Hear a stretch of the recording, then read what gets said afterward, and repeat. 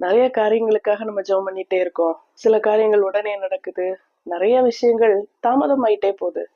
தாமதங்கள் நம்மள ரொம்ப வருத்தப்படுத்துது, சோர்வடைய வைக்குது. ஆனா சில நேரத்துல ஆண்டவர் பர்பஸ்ஃபுல்லா, அதாவது தன்னுடைய மகிமை வெளிப்படும்படி சில காரியங்களை தாமதிக்கிறார். இந்த ரகசியத்தை நம்ம புரிஞ்சுக்கணும். வேதாகமத்துல அவருக்கு நெருக்கமான ஒரு குடும்பம், மார்த்தாள், மரியாள், அவங்க சகோதரன் லாசரு இருந்தாங்க. லாசரு நோய்வாய்ப்பட்டிருக்கான்னு ஆண்டவருக்கு தகவல் வருது. தங்களுடைய சகோதரன் லாசரு சுகவீனமா இருக்கான்னு சொல்லிட்டு இயேசு கிறிஸ்துவுக்கு சொல்லி அனுப்புறாங்க. வாங்க, உங்களுக்கு நெருக்கமானவன் வியாதியா இருக்கான். 6வது வசனம் பாருங்களேன்.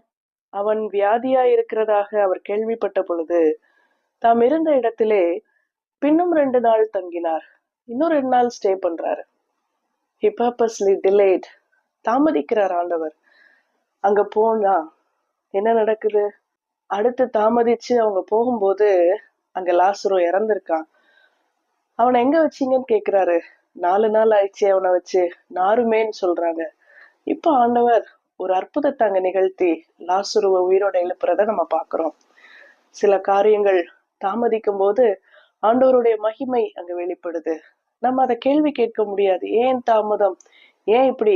ஆனா ஆண்டவர் நம்ம வாழ்க்கையில தாமதிக்கிற சில விஷயங்களுக்கு பின்னாடி ஒரு அற்புதம் இருக்கு, ஒரு மகிமை இருக்கு. அவருடைய நாம மகிமைப்படும்படி ஒரு பெரிய காரியத்தை நம்ம வாழ்க்கையில செய்ய போறாருன்ற நம்பிக்கையோட நம்ம முன்னாடி நடப்போம். நேச்சர் என்ன? இப்பவே வேணும், உடனேயே நடக்கணும். இதுதான் நம்முடைய வேண்டுதலா, நம்முடைய விருப்பமா இருக்கு. ஆனா ஆண்டவருடைய இது என்ன? மகிமை வெளிப்படணும். உங்க வாழ்க்கையில, என் வாழ்க்கையில ஆண்டவர் தன்னுடைய செயல்களால மகிமைப்படுவாரு. நீங்க எதிர்பார்த்துட்டு இருக்க காரியங்கள் தாமதமாகுதா?